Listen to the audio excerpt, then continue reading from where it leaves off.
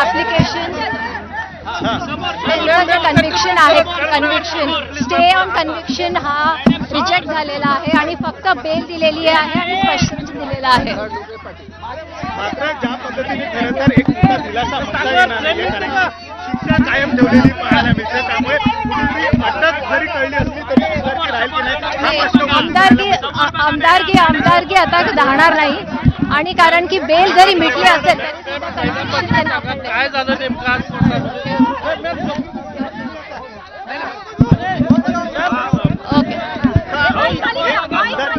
Revision application मध्ये 2 IA file झाले होते. त्याच्यामध्ये जो स्टे ऑन कन्व्हिक्शन आहे हायकोर्टने रिजेक्ट केलेला आहे. फक्त सस्पेन्शन अलाव केली आहे आणि बेल ग्रांट केलेला आहे. म्हणून जे कन्व्हिक्शन जे अपिलेट कोर्टने जे ठरवलेलं होतं ते अजूनही अपेंड आहे. वैद्यकीय जो अहवाल आहे हा देखील मांडण्यात आला. एन्जिओग्राफी झाली अशा पद्धतीने हे बघा, थोडक्यात कोर्टाने एवढंच सांगितलेलं आहे की जी कन्व्हिक्शन अपिलेट कोर्टाने दिली आहे नाशिक कोर्टाने 16 तारखेला, त्याच्यावर त्यांनी ते जे स्टे आहे तो दिलेला नाहीये आणि त्याच्यावर मेन निर्णय हा अजूनही आहे. पण बेल जो आहे तो ग्रांट केलेला आहे आणि सस्पेन्शन ऑफ जे सेंटेन्स आहे ते अलाव केलेलं आहे. थोडक्यात 1 लाखाचा जामीन दिलेला आहे. 1 लाखाच्या जामिनावर ते बाहेर जाणार आहे. या अटकेला स्थगिती कोणत्या आधारावरती नाही, जे काही आर्ग्युमेंट्स तिथे केलेत आणि जे एव्हिडन्स त्यांनी दाखवले त्याच्यात काही शॉर्टकमिंग्स वगैरे इत्यादी या सगळ्या गोष्टी कन्सिडर केल्यानंतरच त्यांनी बेल दिली आहे. पण कन्व्हिक्शन जी आहे ती अजूनही कोर्टाने त्याच्यावर असं म्हटलेलं नाही की खालच्या कोर्टाने जे निर्णय दिलाय तो चुकीचा आहे, असं काही हायकोर्टाचं आलेलं नाहीये. अजून तारीख आलेली नाही.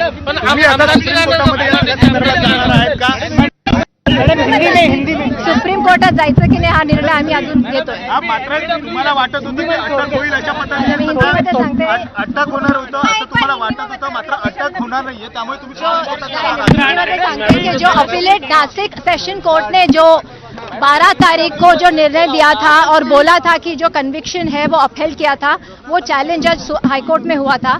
हाईकोर्ट ने जो कन्विक्शन का एप्लीकेशन है वो रिजेक्ट कर दिया गया है और जो बेल है वो ग्रांट किया है और सस्पेंशन ऑफ सेंटेंस जो 2 साल की सजा थी उसके ऊपर स्टे दिया है.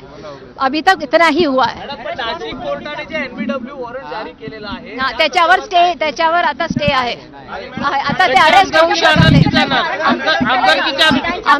आमदारकी ही जाणार, आमदारकी राहू शकणार नाही कन्सिडरिंग आजच्या ज्या कोर्टाने निर्णय दिलेला आहे. ऍडव्होकेट श्रद्धा डुबे पाटील बतीजा. डुबे पाटील आमदारकीच्या संदर्भात काय माणिकराव कोकाटे यांची आमदारकी ऍडव्होकेट श्रद्धा डुबे पाटील. मी तुला खेचतो, तू माझ्या डायरेक्ट मधनं येऊन माझा कॅमेरा समोर लाईव्ह चालू आहे. तर याचिकाकर्त्यांच्या वकिलांनी काही गोष्टी स्पष्ट केलेल्या आहेत. त्यामध्ये त्यांनी 3 महत्त्वाचे मुद्दे मांडले.